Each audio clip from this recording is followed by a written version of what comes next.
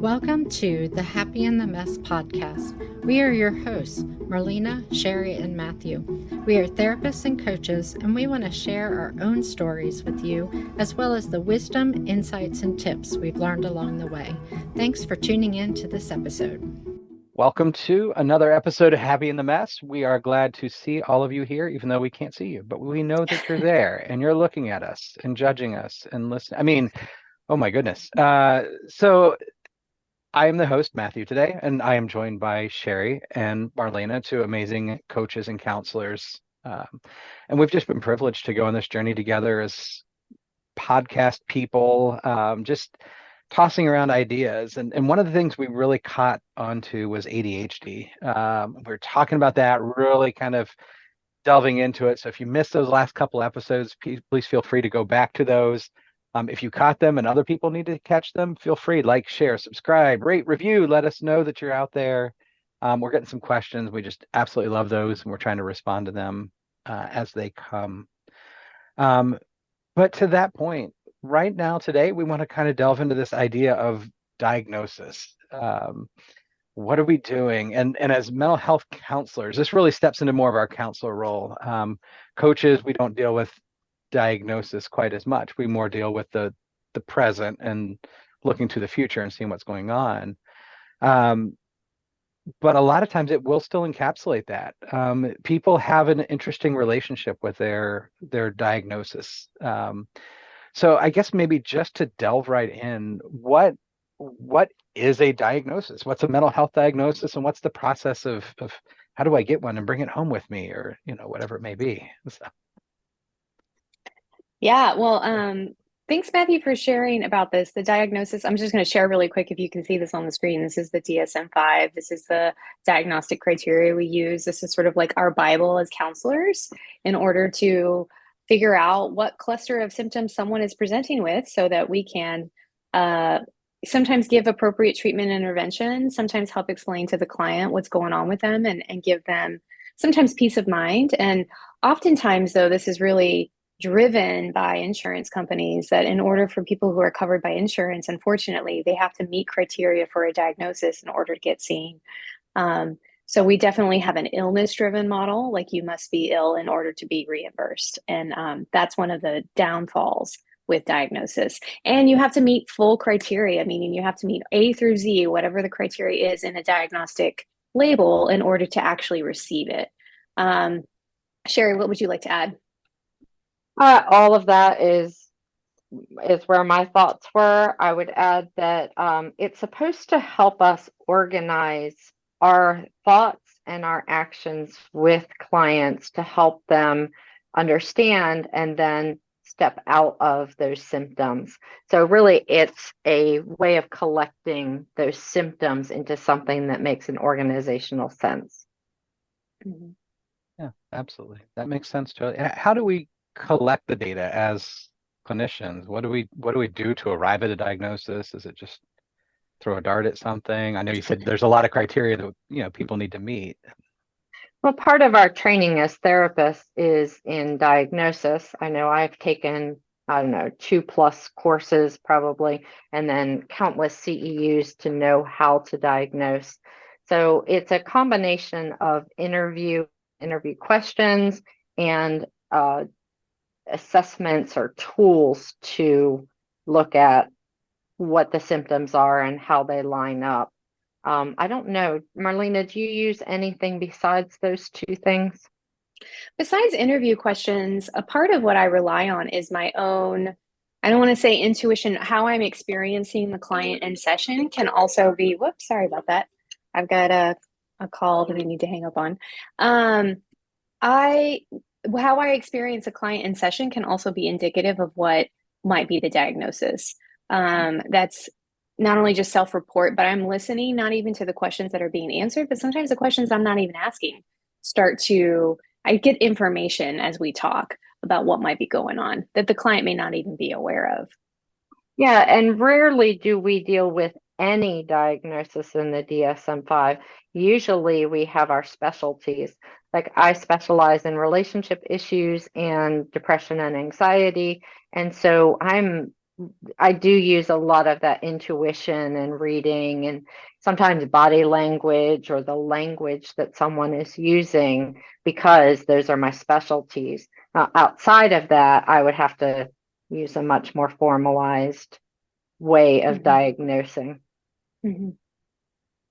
I think what I'm catching is a lot of times this is that medical shorthand where, we as clinicians may look at somebody and say, this is that cluster of symptoms. And rather than having to say all of the individual things, we're just saying, this is kind of what they're dealing with. And so, Exactly. So Matthew, do you use, what do you use? What is your kind of? I very much the same. I use the DSM. I try to keep my criteria in there. I have a fairly structured process that I follow occasionally. So I don't know if that makes it a structured process or not. It's like every best plan. Like it works until you really start to enact it. And by this point in my career, a lot of it's intuition, and it is listening to people. And but as far as my actual process, I have a sheet that I follow that has literally all of the major diagnoses and the cluster of symptoms there, so that my intern, as she comes in, she can just check off and say, hey, we've got these in this frequency. And when you start to see those check marks stack up in one area, then we kind of have narrowed down that diagnosis, and we're trying to again meet the insurance requirements to make sure that the client can get the best help they can and the best reimbursement they can with that. Something that's really important to point out about diagnosis is that it isn't just the symptoms and it isn't just the frequency, it's also the distress that they cause. And so you can have two people who are sitting right next to each other who have exactly the same symptoms in the same frequency, but have a different level of distress, and they may or may not reach criteria for that diagnosis because of it. Absolutely. And I think of, trauma is certainly one of those, anxiety, even depression. I think we have a lot of people who are, they may feel a little bit lower and they might meet those needs, but it might not cause the distress. I would say these are the Eeyores that just, it's just their level, and they're okay with it. And we need to be okay with it because we have different personality levels too. Personality, but also our lifestyle. Sometimes we might be in a job where we really don't have any room for any level of anxiety or any level of depression, or we might be in a situation where like it's much more laid back and you can have some variability in your emotions and it doesn't affect much, and so that would be less distressing. Well, what's frustrating about this, though, is that you're right. I mean, how much is this impacting someone? But we don't always want to see people coming in total crisis, nor counseling is not just for that. And yet the insurance companies have really dictated that like, there's got to be some level of distress for this to be, instead of going on a preventative model, like, why aren't we getting people in the door sooner, before it becomes a crisis so that we can prevent it? This is my soapbox issue with having to diagnose on the first session, like having to figure out in a 53-minute hour what is going on and be able to slap a label on it. And, of course, that doesn't mean we don't change it or reassess or reevaluate what's going on or change treatment and interventions. But oftentimes we're forced as counselors to figure out really quickly what the diagnosis is and create a treatment plan. And that is, really an injustice, to our clients and it's just something that really frustrates me with the system. Yeah, I think this is really also a difference of where you go for treatment. Mental health facilities, group practices, hospital-based program are all going to have much more pressure to do that diagnosis, do it quickly, and move on to the next thing. Whereas in private practice, you have a lot more flexibility in terms of timing, and I tend to not diagnose in the first session. I'll wait a session or two before I have a chance to not just talk with the client for 2 sessions, but often I'll have an assessment or a questionnaire that will give me some additional information. And even the ability to kind of sit with it and think about it and kind of let it all gel together into a big picture. So some of that is dictated by the environment of the work. Mm-hmm. Yep. And dictated by, like I said, the insurance companies. Yeah. It's just very, very frustrating. Even when you get to sit with it, I find that like 6 months into work with somebody, we'll discover a new diagnosis. Mm-hmm. Yep, Yeah. absolutely. That comfort level, I think, as people are coming to counselors and learning to trust. Not, believe it or not everybody comes to the table with absolute trust and faith in us. So sometimes we have to earn that right to some of those lower levels of distress or more hidden levels of distress, Mm. which I love because typically those come out about 3 minutes before the end of the session as they're hitting the end call button, you know. Yeah. By the way, Yeah, dropping a but- bomb. For those of you out there who do that to your counselors, I suggest maybe dropping the bomb earlier in the session so we can unpack it. Although I do want to say that gives your therapist a bit of time to process what they just heard. So Yep. maybe there's some strategy to it. Mm-hmm. There is. And ultimately, I think I've noticed when clients tend to do that, it's that initial, like, that's a safety measure, right? Mm-hmm. Like, this person can't keep me here to talk about this, but I want to see if it's safe to talk about. So I'm going to lob that one in there. Mm-hmm. So it is therapeutical, but I will tell you, it also is very distressing for me as a therapist because I mean, it's a dog with a bone. It's like, oh, give that to me. No, I can't. Yeah.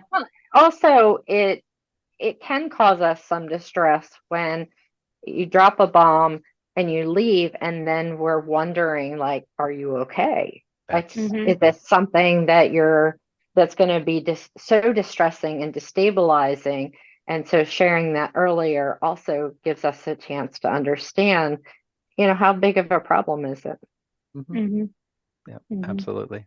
So on that note, switching gears here a little bit, but what are some of the pros of a diagnosis? What, I mean, I get this, we're kind of dancing around this idea that it there's some negatives to it, but what are some positives to giving somebody this particular label or this code here?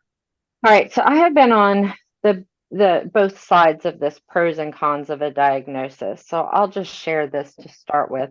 I have some pretty strong feelings about this, but then having been on both sides, I know. I have yeah, my daughter has some health issues and went for 2 years without a really good diagnosis.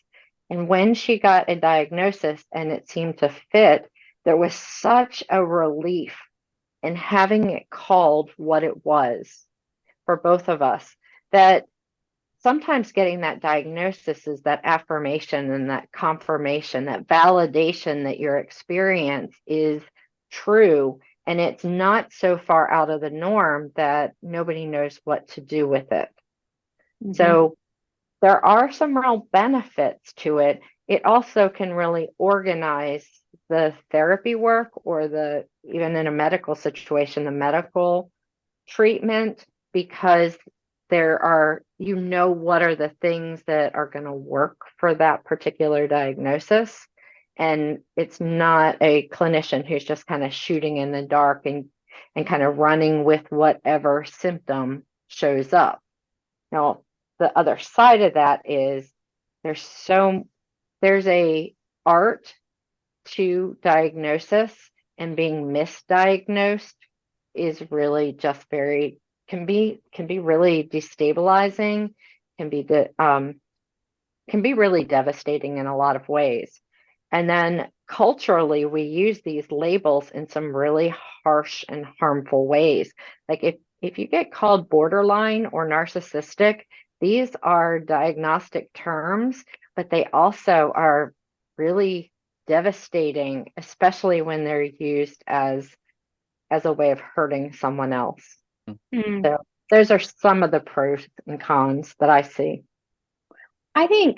Thank you for sharing, Sherry. I agree with you. I think sometimes it's a huge relief. I find that sometimes when we finally, and I will go through criteria with clients one by one and be like, do you agree with this? And, and they'll say yes, no, and we'll talk about it. And then when we finally arrive at something, usually it is a relief. Would be like, oh, I'm not crazy. Like this is just, you know, for example, this really occurs a lot for me when I'm looking at PTSD.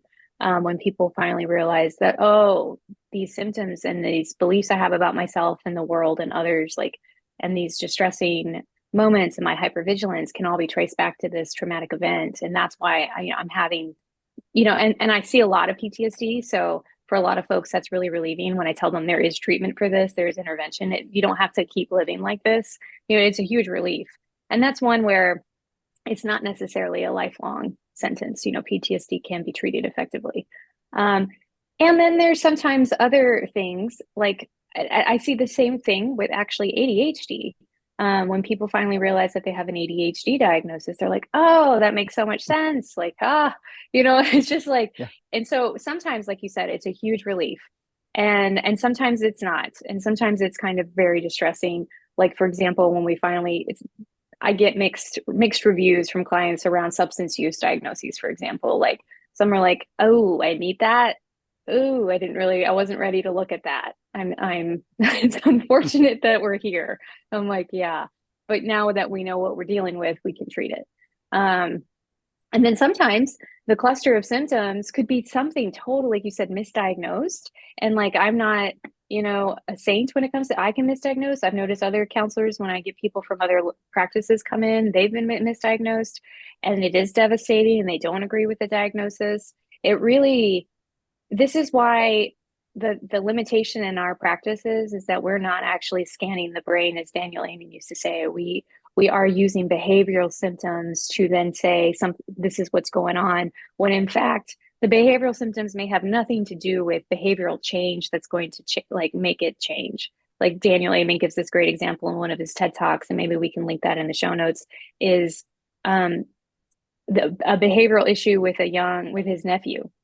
And they thought it was like oppositional defiant, or this guy is going to grow up to be antisocial personality disorder, which is another huge stigmatizing label. And he ended up having a brain tumor that was affecting his behavior. Had nothing to, and so behavioral modifications was going to, as he said, was almost a cruel solution treatment, because that's not what he needed. He needed surgery to remove the tumor to stop. So, yeah. This is a really huge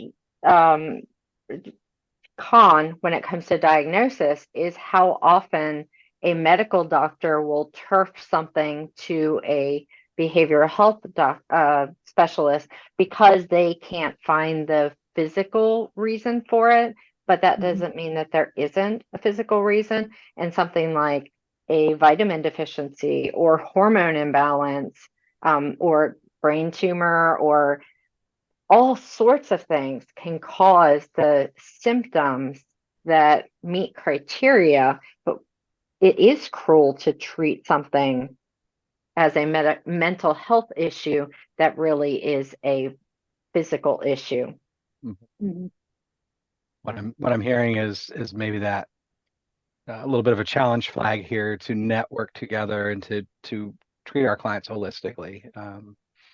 I remember one of my earlier clients came to me with depression, relational issues with their spouse, and we had worked together for probably 6 weeks, and things just weren't improving. They were just really kind of just dragging on there. And it was an inclination I had, and it's one that I always try to make sure that clients are up on their physicals and make sure that all of the key hormones, vitamins, all these things are being tested, because it really can affect. And it turns out one of the predominantly female hormones was really in the toilet, just not even existent. Worked with their medical professional, and we terminated therapy about 2 weeks later because everything was fine. They weren't depressed. They were out of balance, That's such a great example, Matthew. I find that too with TBI stuff. Not that I can diagnose that, but when I notice that we're really anger or these kind of other distressing symptoms are happening, and the treatment that we're using is not working, I start thinking more like, is there something medically wrong here? Yep. That you can only do so much with the software if the hardware needs help. Autoimmune disorders often get turfed to mental health providers rather than figuring out that the imbalance is there as well. Yep, absolutely. maybe a good call to step up. But so that's maybe a con, is we don't want to pigeonhole somebody into a diagnosis. We don't want to label them as a diagnosis. I think is maybe the other thing I'm really hearing out of this is you are not anxious. You might feel anxiety. You are not ADHD. You might have ADHD. And it's like and to that extent, though, I've had clients who do feel more comfortable identifying it. One of the common traits that I hear or phrases that I try to use is if you name it, you can tame it. So letting clients, and maybe here's the other thing I'm hearing is interactive with the clients. Talk to them about their diagnosis. Talk to them about what their preference is. I deal that a lot of times with individuals with autism or one of the spectrum disorders or divergency. I'll have a conversation. How do you want to be referenced? Because some people prefer I'm an autistic person. Some people say I prefer to be a person with autism. Some people have a completely different thing. I'm neurospicy. Whatever label you want to put on it, let's put it on there. But we want to put a term with it too, and work with them on that. Absolutely. And I just want to say how much we still don't know. We still don't know. Like, there's so much we do not know. I mean, and the DSM's been changed multiple times. We're on iteration 5, and it's not even up to date with the ICD, which is the International System of Coding Mental Health Disorders and other things. And I just want to say that we're still iffy, and homosexuality used to be considered a mental health diagnosis in this book. That just got out, I don't know how many years ago, 50 maybe. So like, this is not the end all be all. Like, this is truly not the last say for any kind of diagnosis if you're worried about that. I'm sure we're going to have a whole new set of different things in 20 years in this book as we learn more. But especially when we look at things that kind of bleed into each other, I think about the bipolar, schizoaffective, schizophrenic, kind of that stuff, is very, very hard to distinguish one from another. And again, like depression, anxiety symptoms all show up in PTSD, and those start to bleed into each other. And so it gets really fuzzy. And so I think just acknowledging that this is an imperfect system for sure, not just beyond the medical stuff, but just in itself. Yeah, let's talk about anger. Anger is often depression. It can be anxiety. It can be intermittent explosive disorder. It can be a hormonal imbalance. It can be a TBI. It can be, I don't know, things I'm not even mentioning.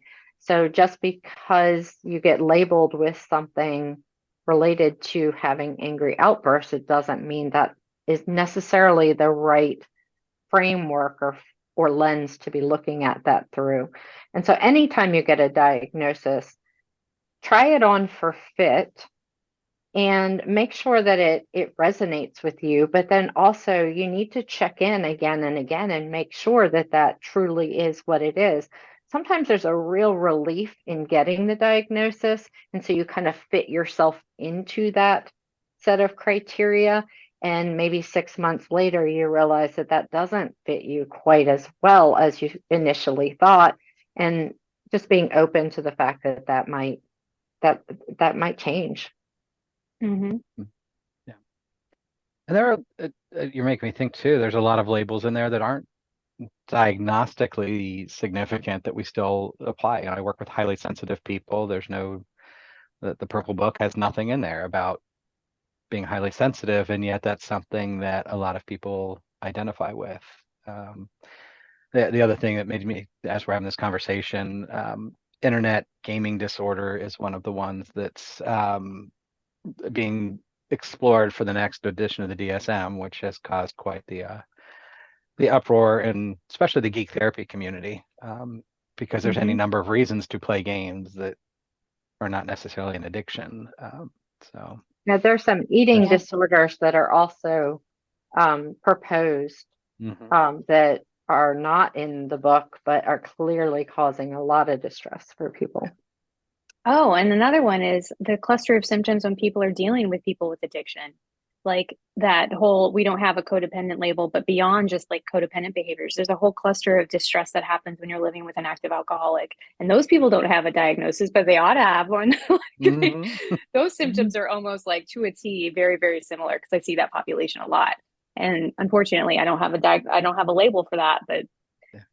they're in high distress. And people like that, they need somebody. They need somebody to talk to and process through and work through some of that. So And then entering the realm of things we don't even know yet, things like oh, when one partner's hormones are off, usually the other partner's hormones are affected as well.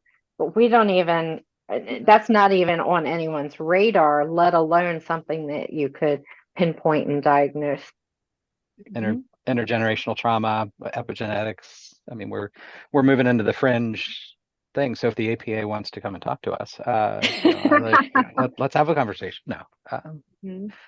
Well, when you've been in practice as long as we have, like, you begin to see all of this other stuff, and that we don't have a label for it. We don't have, but we know that our clients are not functional, but we can't find in this little dictionary where they ought to fall. And that's distressing for me as a counselor, is like, I know you need it, and I can't quite pinpoint where you need to be.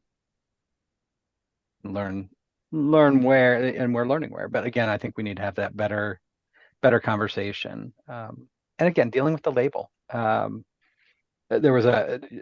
having this conversation, I'm thinking there's an older, I think it was mid-90s movie called Broken Arrow, where there's a line in there. I love my brain. It pulls up random things. That talking about broken arrow, and it's a term for losing a nuclear weapon. And I think it's Frank Whaley's character. He's having this conversation. He says, I don't know what's scarier, losing nuclear weapons, or that it happens so often that we actually have a term for it. So as we're dealing with these labels, what's there, what's not there. So maybe in wrap up, again, this is every discussion with us. We start with this idea of like where we want to go, and like all of a sudden there's this pretty big open area. So I know we're going to spend a few podcasts in the future to talk about individual diagnoses in terms of this, but for the diagnostic process, what are some of your take homes that you might pass along to people here at the end of the session? One of the reasons I love therapists is because we are a super educated bunch.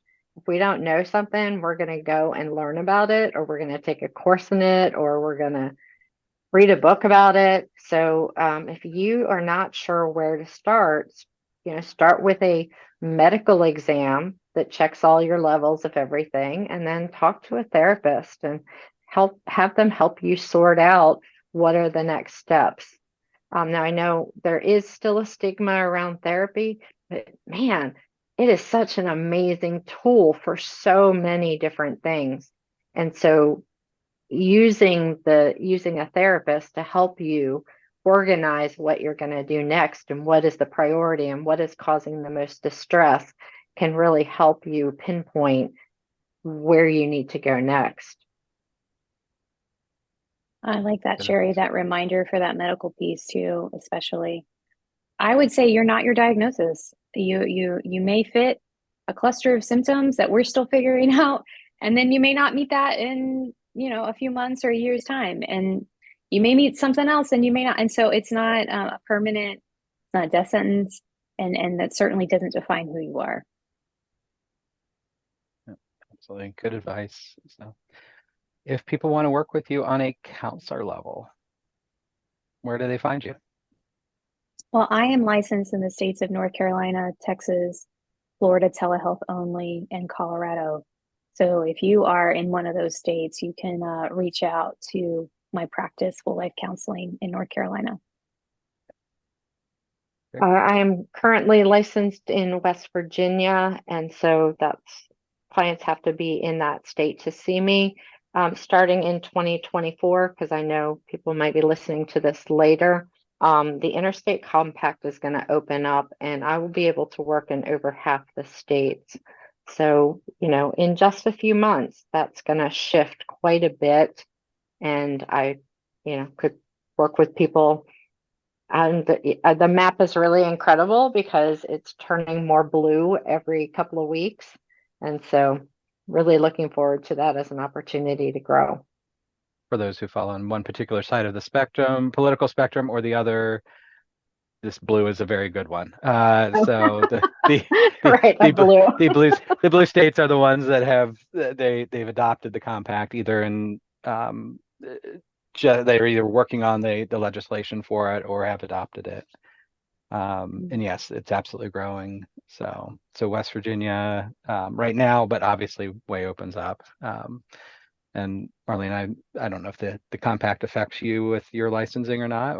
Yeah, it will. I mean, Yep. I'll have a lot more as well. So 2024, that's true for all of us. And Matthew, you're in Yep. Ohio, so you can see people there. Ohio, Florida. I try to pick neighboring states. There might be some other ones in between those. I don't know. Just kidding. So absolutely. Well, thank you both for that. And hopefully people are hearing this and reaching out or sharing this with people that may need this as well. And as we've talked about diagnosis, you are not your label. It's just simply a way that we can handle a cluster of symptoms and hopefully be able to help. That's just what we're all in here for. Sherry, I appreciate your comment that we are very educated, and absolutely most of the counselors I know are going to be the ones that are like, I may not have an answer, but let's work on it. Let's try to solve this together. So, and thank you all for being with us, whether it's this week or every week with Happy in the Mess. Please feel free to like it, share it, review it. And as always, send us your questions. If you have questions about diagnosis or about specific ones, let us know, because we're going to be delving into a lot of them in the future. So until then, be well, take care, and be happy in your mess.